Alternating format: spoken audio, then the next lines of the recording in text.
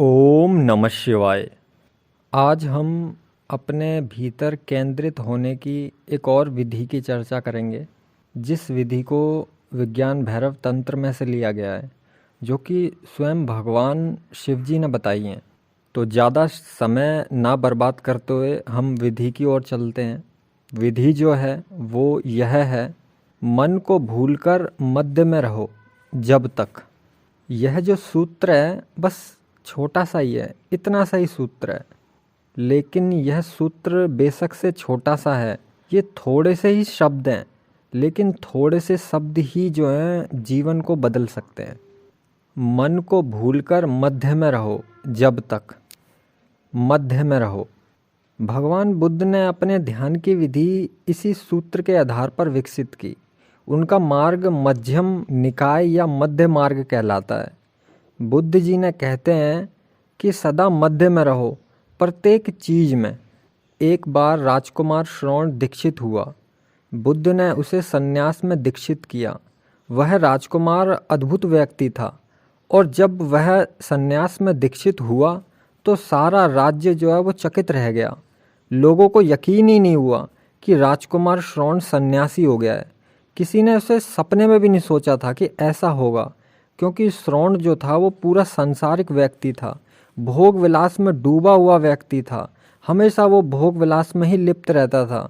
सारे दिन जो है वो सुंदरियों के बीच में रहता था। वो सुंदरियां ही उसका संसार थीं।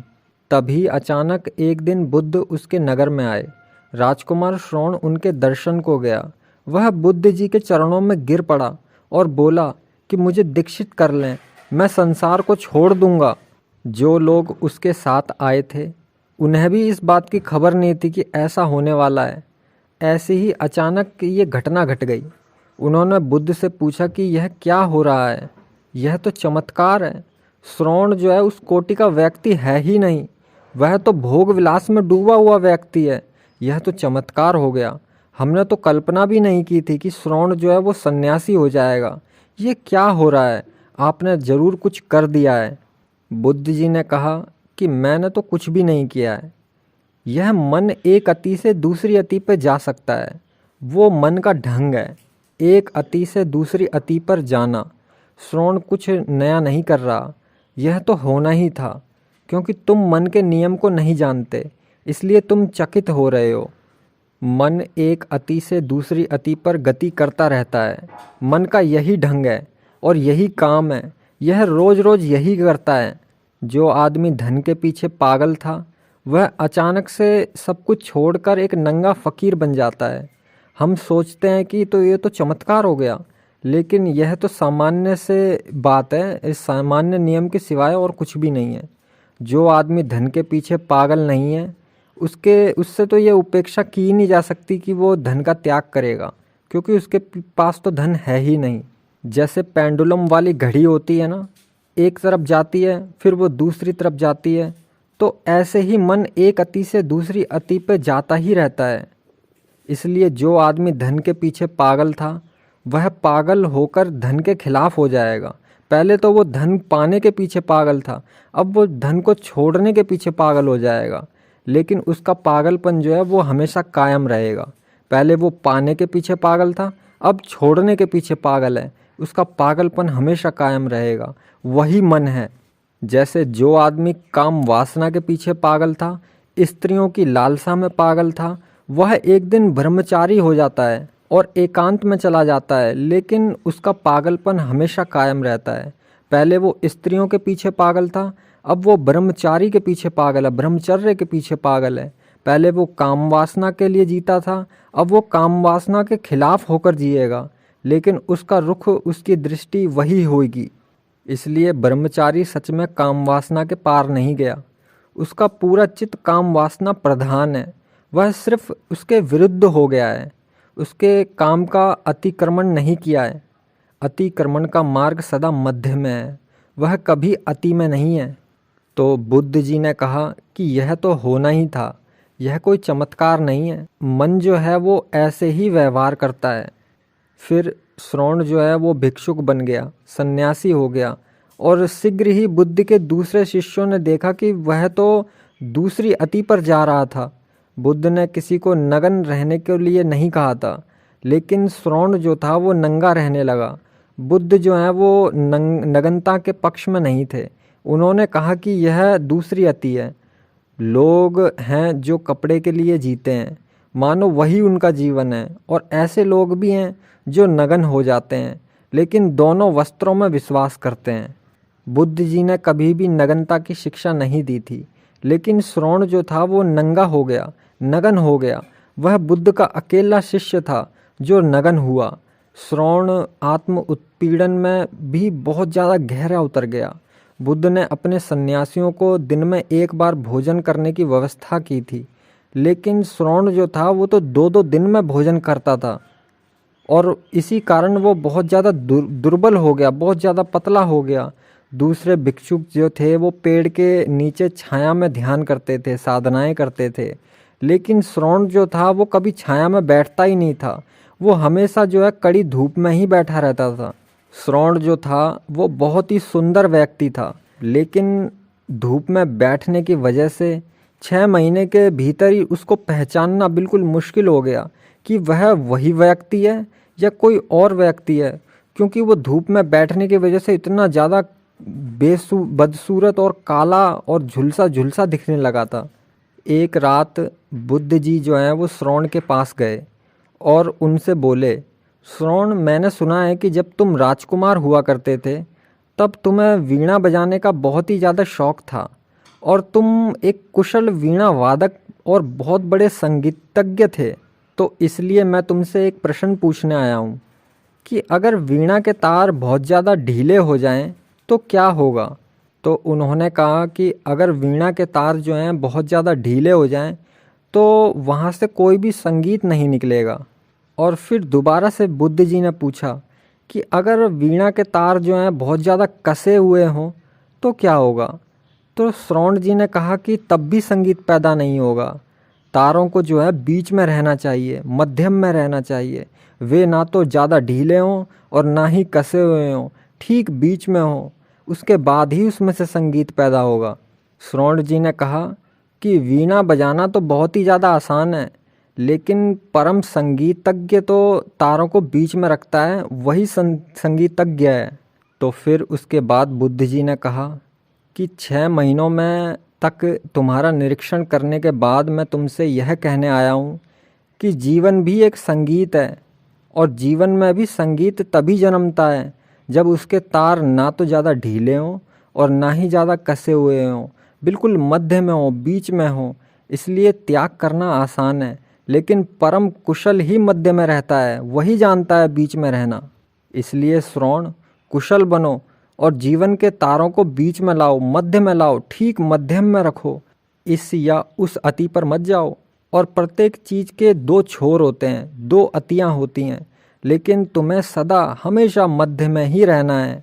लेकिन मन बहुत बेहोश है, इसलिए सूत्र में कहा गया है, मन को भूलकर तुम यह बात सुन भी लोगे, तुम इसे समझ भी लोगे, लेकिन मन उसको ग्रहण ही नहीं करेगा।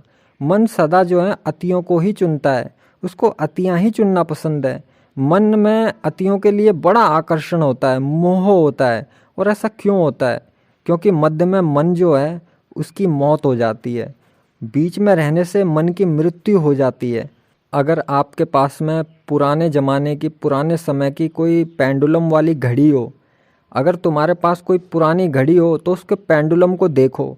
पेंडुलम जो है वो सारा दिन चलता रहता है, एक तरफ से दूसरी तरफ, दूसरी तरफ से कभी इधर, कभी दाएं, कभी बाएं, वो एक से दूसरी जगह जाता ही रहता है। अगर वह बाएं जाता है तब वो दाएं जाने के लिए शक्ति पैदा करता है, और जब वह दाएं जाता है तो वो बाएं जाने के लिए शक्ति पैदा करता है। अगर वो बाएं जा रहा हो तो यह मत सोचो कि वह बाएं जा रहा है, वो दाएं जाने के लिए शक्ति को इकट्ठा कर रहा है। और यह अतियाँ ही दाएं बाएं हैं। पेंडुलम को बीच में ठहरने दो तो सारी गतियाँ बंद हो जाती हैं, तब संगीत, सारी गति, सब चीज़ बंद हो जाएगी। तब पेंडुलम के अंदर कोई ऊर्जा ही नहीं बचेगी, क्योंकि ऊर्जा तो एक अति से दूसरी अति की ओर जा रही है, और ऊर्जा ही एक अति से दूसरी अति की ओर फेंकती है। उससे एक वर्तुअल बनता है और पेंडुलम गतिमान होता है। उसको बीच में होने दो, तब सारी की सारी गति जो है वो ठहर जाएगी। और यह जो मन है वह भी पेंडुलम की तरह ही है, और अगर तुम इसका निरीक्षण करोगे तो तुम्हें रोज़ इसका पता चलेगा। तुम एक अति के पक्ष में निर्णय लेते हो, तब तुम दूसरी अति की ओर जाने लगते हो। तुम्हें अभी किसी के ऊपर बहुत ज़्यादा क्रोध आ रहा है, गुस्सा आ रहा है, और थोड़ी देर बाद ही आप जो है वो पश्चाताप करने लगते हो। तुम कहते हो कि नहीं नहीं, बहुत बुरा हुआ, मैं अब कभी भी गुस्सा नहीं करूँगा, मैं अब कभी भी क्रोध नहीं करूँगा। लेकिन तुम कभी भी किसी अति को नहीं देखते। यह कभी नहीं अति है। तुम कैसे निश्चित कर सकते हो कि तुम कभी गुस्सा नहीं करोगे? तुम कह क्या रहे हो? एक बार और सोचो। कभी नहीं। अतीत में जाओ और याद करो कि कितनी बार तुमने निश्चय किया है कि तुम कभी गुस्सा नहीं करोगे।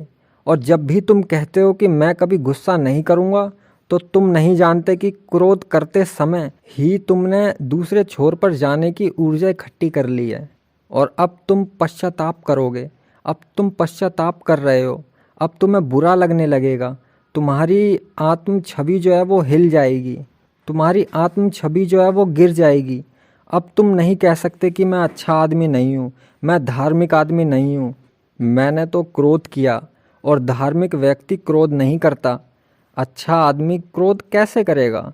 तो तुम अपनी अच्छाई को वापस पाने के लिए पश्चाताप करते हो। किसी को लगे या ना लगे, लेकिन कम से कम अपनी नज़रों में तो तुम्हें यह लगेगा कि मैंने पश्चाताप कर लिया और मुझे चैन मिल गया, शांति मिल गई, और अब फिर दोबारा मैं क्रोध नहीं करूँगा। ऐसा करने से तुम्हारी जो अंदर से हिली हुई जो आत्म छवि है वो अपनी पुरानी अवस्था में वापस लौट आती है। तब तुम्हें एक चैन महसूस होता है, क्योंकि अब तुम जो हो वो दूसरी अति पर चले गए हो। लेकिन जो मन कहता है कि अब मैं फिर कभी क्रोध नहीं करूँगा, वह फिर क्रोध करेगा। अब जब तुम फिर क्रोध में होंगे तो तुम अपने पश्चाताप को, अपने निर्णय को, सबको बिल्कुल भूल जाओगे।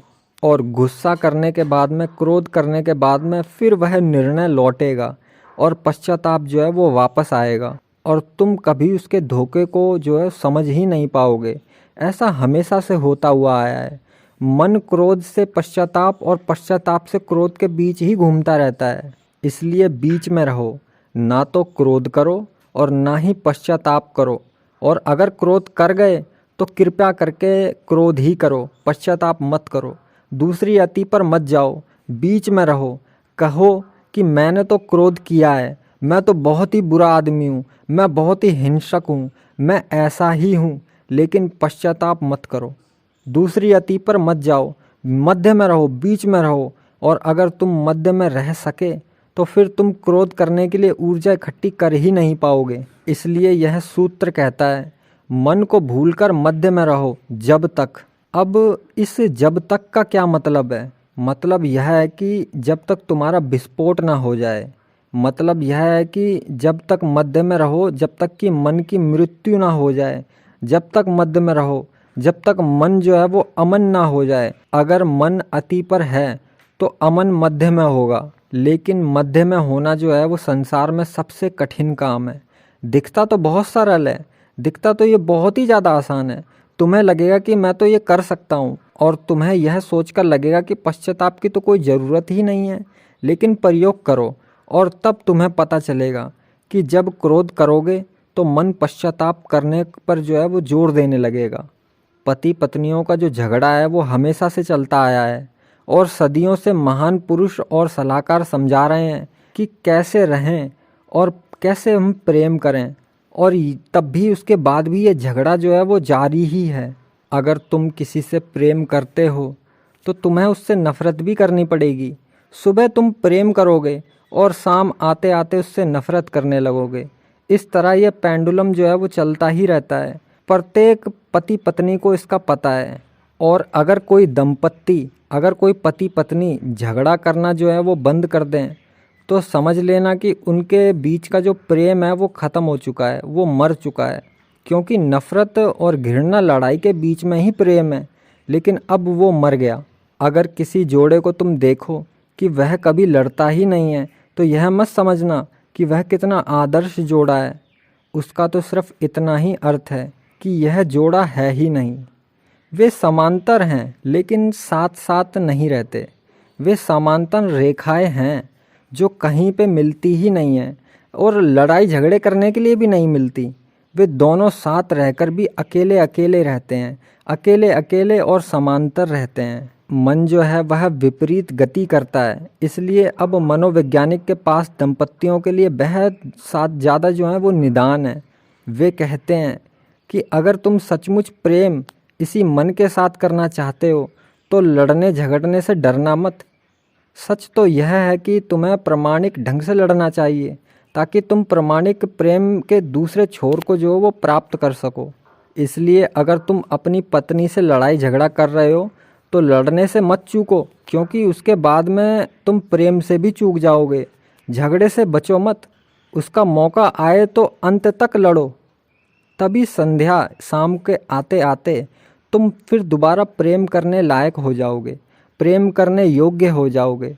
मन तब जो है वो शक्ति को जुटा लेगा। सामान्य प्रेम संघर्ष के बिना नहीं जी सकता, क्योंकि उसमें मन की गति जो है वो संलग्न होती है। सिर्फ वही प्रेम संघर्ष के बिना जी पाएगा जो कि मन का नहीं है, लेकिन वह बात ही कोई और है। बुद्ध का प्रेम और ही बात है, लेकिन अगर बुद्ध जो है वो तुम्हें प्रेम करें तो तुम बहुत ज़्यादा अच्छा महसूस नहीं करोगे। क्यों नहीं करोगे? क्योंकि उसमें कुछ दोष ही नहीं रहेगा, वह मीठा ही मीठा होगा और एक ही तरीके का मीठापन पा करके तुम जो पकने लगोगे, उबाऊ हो जाओगे। क्योंकि दोष तो झगड़े से आता है। बुद्ध तो गुस्सा कर ही नहीं सकते, वे केवल प्रेम ही कर सकते हैं।